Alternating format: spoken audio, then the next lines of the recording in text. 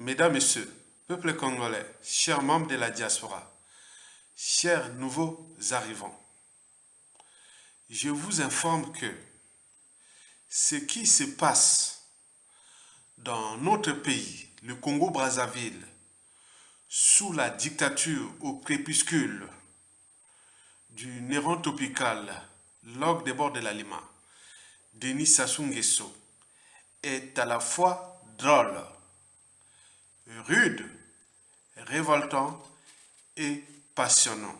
Explication. D'abord, drôle. Pourquoi? Parce qu'il faut mettre du mot dans ce monde de brut. Dans un pays qui avait tout à gagner. Mais ce pays est en train de tout perdre. Et pourquoi? Parce que nous, peuple congolais, individuellement et collectivement, tant au niveau civil, politique et militaire, on a tout renoncé, abandonné. Et c'est là où se passe toute la comédie de la fin de règne du tyran France-Afrique Denis Sassou Nguesso. Alors, comment les Congolais peuvent-ils renoncer à la liberté, à la dignité, à la souveraineté de leur pouvoir de peuple souverain, tant au niveau civil, politique et militaire? C'est drôle parce que, vous imaginez, Denis Sassou Nguesso pouvait déjà être dégagé par la rue. Nous l'avions dit que la peur envers Sassou Nguesso est imaginaire. Sassou Nguesso est aujourd'hui fiché par la conscience mondiale qu'il est le plus grand dictateur sanguinaire France-Afrique au regard de son capital d'essai. Si les Congolais se mettaient dans la rue, dans le contexte actuel, est-ce que Sassou Nguesso va encore tuer plus de 10 000 Congolais au regard du déclassement de tout le monde ou le dérèglement politique et militaire dans le Nord? Et les couteaux sont tirés par-ci par-là? Certainement pas. On est bien d'accord. Mais les coups d'État militaires salutaires aussi. Mais pourquoi on ne prend pas notre responsabilité? Là, on se voit que c'est drôle. On est là. Et l'homme de la France-Afrique tourne en rond. Il va au Yo, à Brazzaville, il va à l'étranger, puis on voyageait. Donc il tourne en rond. Il n'en peut plus. Vous le savez très bien que Sassou s'ennuie. Il va passer par là. Ça devient, imaginez-vous, vous êtes dans la routine. Il est dans la routine. Il passe au même endroit, il tourne à plus. Les mêmes cérémonies d'investiture, les mêmes inaugurations pour de pierre à la con, les mêmes réceptions officielles à la con. Voilà, donc il n'en peut plus. Mesdames, Messieurs, peuple congolais, chers membres de la diaspora, chers nouveaux abonnés, je vous informe que ce qui se passe dans notre pays, au Congo-Brazzaville, sous la dictature au crépuscule France-Afrique de Denis Sassou Nguesso, est rude. Et pourquoi? Écoutez d'abord ceci. C'est la réalité. Eh bien oui, c'est la vérité. Ce qui se passe là, c'est comme ce qui se passe chez nous. Historiquement, le premier président du Congo, Brazzaville, l'abbé Fulbert Youlou, l'avait pourtant dit qu'un jour ou l'autre, vous applaudirez un fou. Et si ce fou-là, c'est ça, avec l'ensemble de ces fous.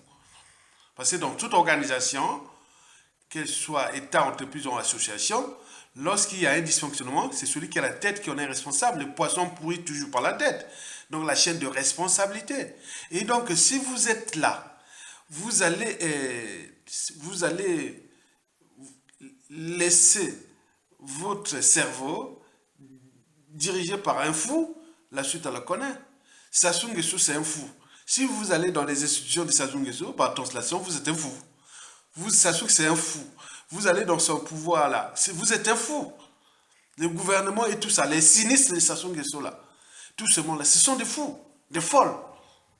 Qui, pour certains psychiatres de la résistance, que tous ces gens-là, au moment de la chute, il faudrait les mettre dans un centre psychiatrique où il y aura des spécialistes du monde entier qui viendront expertiser ces gens, parce qu'on ne peut pas, aujourd'hui, au vu de l'hécatombe de la condition humaine, sociale, le pays fracassés et autres. Vous êtes là comme des gens ministres, aux maires, aux députés, aux sénateurs, où il n'y a pas d'eau potable là à côté de vous, il n'y a pas d'électricité, les routes ça ne fonctionne plus, et les marchés, tout est poubelle, et donc les villes poubelles et autres. Et lui, c'est Pavan, il va au Nigeria, où il y a un semblant de... Les gens travaillent là-bas. Mais là, il y a un souci, vous-même. Donc, au point de vue psychiatrique, vous êtes fou. Donc, on a dit un jour, on applaudira un fou. Écoutez, le gouvernement de fou, le pouvoir de fou. Écoutez. Gouvernement des fous, gouvernement des fous. Liberté, ami de la liberté, liberté. Gouvernement des fous, gouvernement des fous. Dirigé par des fous, dirigé par des fous. Parlement des fous, sécurité fou, entouré par des fous, toujours des fous. Parlement des fous, sécurité fou, entouré par des fous, toujours des fous. Président fou, son entourage fou, ces journalistes fous, tous des fous, ils marchent en fou, wallahi des fous, ces ministres fous, ces députés fous, ces conseillers fous, tout gouvernement des fous. C'est-à-dire le Congolais ordinaire, pour survivre au Congo, il fallait qu'il soit dans la corruption, soit qu'il reçoit la corruption ou qu'il donne la corruption. Et avec ça, il est la victime du chaos, mais il est en train de reproduire le chaos avec son comportement, mais son comportement est comme une loi de la nature, il doit faire ça pour survivre. Et le chaos s'est enraciné dans le système de manière à ce qu'on puisse dire aujourd'hui que le système de reproduction du chaos, c'est devenu comme un cercle vicieux. Ça se renforce de soi-même avec les rapports de force qui sont sur place et qui sont appuyés par des forces extérieures. Et ça, je suis un peu inquiète quand j'entends expliquer les programmes politiques ou ce qu'il faut faire au Congo et comment on va aboutir à réformer ou changer le système sans qu'on aborde le problème de la dépendance totale de ce qui se passe au Congo au niveau de la nomenclature. La nomenclature, c'est la classe politique qui a évolué au Congo et c'est une classe très restreinte. Il ne faut pas écouter le discours de opposition, majorité présidentielle, je sais, ils peuvent s'appeler comme ils veulent, mais c'est peut-être 500 personnes ou 1000 personnes qui sont au sommet de ce système, qui se jettent les ballons. Je suis au... Gouvernement des fous, liberté, ami de la liberté, liberté.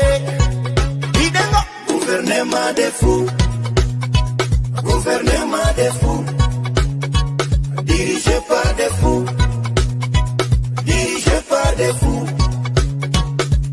Parlement des fous, sécurité fou, entouré par des fous, toujours des fous. Parlement des fous, sécurité fou, entouré par des fous, toujours des fous.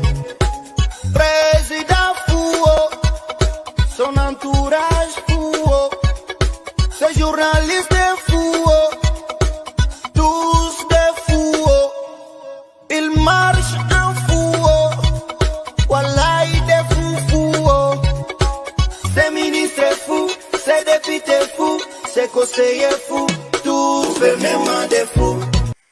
Oui, c'est la réalité que vivent les Congolais. Donc il doit partir, il doit partir. Il doit laisser les Congolais libres et dire dans un pays. Le pouvoir n'est pas une loi naturelle. Non, c'est accidentel. Ça soit arrivé par un coup d'État. Et on doit trouver les moyens légaux pour le faire partir. Parce que nous ne sommes pas des poutistes. Nous sommes des souverains, le souverain peuple. Oui, donc à faire. Mesdames, messieurs, peuple congolais, chers membres de la résistance, chers nouveaux abonnés, ce qui se passe dans notre pays est révoltant. Et pourquoi révoltant? Parce que Sassou Nguesso n'a plus rien à faire dans ce pays. C'est un pigeon voyageur. À chaque voyage, c'est des millions de dollars qui partent en fumée. Vous avez vu ces derniers temps. Je vous ai fait une vidéo, non, sur le quotidien du grand pigeon voyageur Denis Sassou Nguesso. Comment ça se passe? Il passe 2/3 de son temps, l'année, à Oyo. Parce qu'il y a des palais là-bas. C'est les palais comme les palais de Mobutu. Vous voyez la suite. On la connaît maintenant. Où sont devenus les palais de Mobutu dans la jungle. Comme les palais de Bokassa à Berungo. Et voilà. Donc là-bas, Oyo, là-bas, c'est bien là où il est tranquille. Et là, tout là-bas. C'est là où il est tiers de temps. Les tiers, c'est toujours à Brazzaville, là où il va faire son semblant de réception officielle et autres. Mais sinon, le reste, tout vend de temps en temps à l'intérieur, simplement pour la distraction. En fait, il a peur d'aller à l'intérieur parce que là-bas, déjà, la population de la merde est pleine de choses. Donc, ça éveille sa conscience. Donc, il n'en veut plus. Donc, il est pris dans le piège. Il veut rester là où il est tranquille. Il ne voit pas, voilà. À défaut d'aller faire la diversion qu'aller représenter le Congo à l'étranger. Alors que c'est un putschiste, c'est un dictateur. Il est président autoproclamé, de fait, hein, illégal et légitime. Et donc, il a tous les leviers de hors-la-loi. Mais il se pavane là, à l'étranger. Vous avez vu que dernièrement, la grande vadrouille de Sassou, il était parti où? Il était d'abord parti à Pointe-Noire, pour soit disons, inaugurer je ne sais pas quoi, de merde, la ville pétrolière la plus sale au monde, qui fait de nous 3e ou 6e pays producteur de pétrole. Allez voir là-bas, c'est méchant. C'est méchant. Et après Pointe-Noire, il est allé organiser la fête de la 80 ans de la Marie-Antoinette, sa femme, qui a fêté ses 80 ans, le 7 mai 2023. Et donc, ils ont fêté là, bah, il aurait dépensé plus de 3 millions de dollars, oui, c'est ça, de fonds de Congo pour ça, pour faire cette fête-là, avec 1000 invités. Ils sont venus beaucoup du Zaïre, de la RDC. Et donc voilà, après ça, bon, ben, il était parti à Oyo, soi-disant aller visiter le travail avec les Tshisekedi qui ont difficulté parce que ça risque de chambouler ces Tshisekedi. Il est sur un siège éjectable parce que ces embrouilles avec Jean-Pierre Bemba, avec les Kabila, avec les Rwandais, tout ça, ça va créer quelque chose. Il risque de finir sa vie très mal, M. Félix Tshisekedi, vous le savez très bien. Donc il faut suivre d'ici la fin de l'année, c'est dangereux pour lui en ce moment. Et donc, après Tshisekedi, bon, ben, il était revenu à Brazzaville. Et après, il est reparti maintenant dans le nord, dans la Sangha, aller inaugurer, comment on appelle, poser la pierre d'un pont qui ne va même pas construire sous la Sangha. Hein? Alors que la région est très riche, il n'a même pas de pont là depuis qu'il est. Donc voilà, après il va inaugurer 2 groupes électrogènes dans l'Ikwala. Et là, pour faire cette diversion, c'est un fiasco et tout. Et alors là, ben, il redescend à Brazzaville. Et Brazzaville, maintenant, il est quelque part, on dit, ah tiens, il est au Nigeria pour l'investiture du nouveau président nigérien. Tu vois, depuis qu'il est là, depuis 2000, dernières années, il y a eu toutes les alternances au Nigeria. Mais lui, il va là. Attends, il faut être fou. Tu prives mon coco de pouvoir. Et toi, tu vas là-bas. Il faut être fou. Le monsieur là est fou. Il est fou. Et donc, là, il est révoltant, il est parti là-bas, mais voilà. Donc, il se retrouve là-bas, voilà. Nous avons vu. Donc, il est là. Il n'a plus honte. Donc, c'est révoltant. Quelqu'un qui est là, qui fait sa vie. Les problématiques sont existentielles. Est-ce qu'il serait là pour venir là pour nous punir et lui vit sa vie tranquillement avec tout le bazar qu'il a fait dans ce pays? Que ce soit les femmes, les déclassements, les emprisonnements, les assassinats, tout. Attends, c'est pas possible. Il est là, ce monsieur-là. Il y a un moment donné, tu regardes ce monsieur, tu deviens faux. Aussi comme lui. Donc, voilà. Donc, nous avions tous les leviers pour le dégager maintenant. Ce qui est révoltant, c'est qu'on voit là.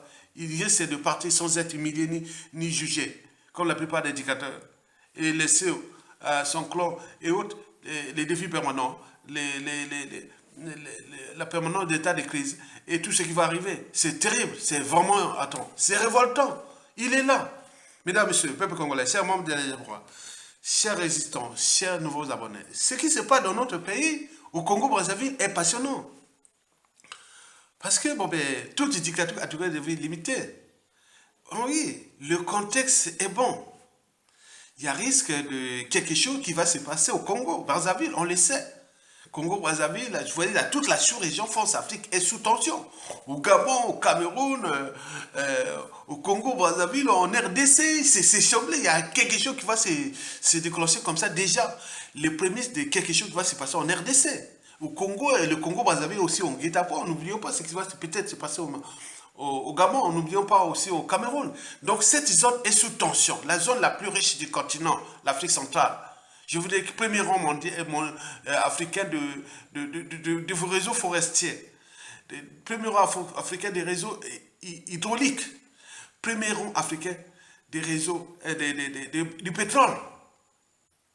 Parce que tous ces bassins-là, c'est le premier des réseaux de pétrole en Afrique. Mais n'oublions pas les minéraux, là au top mondial. Et donc, qu'est-ce qu'on a encore à battre? Attends, c'est pas possible.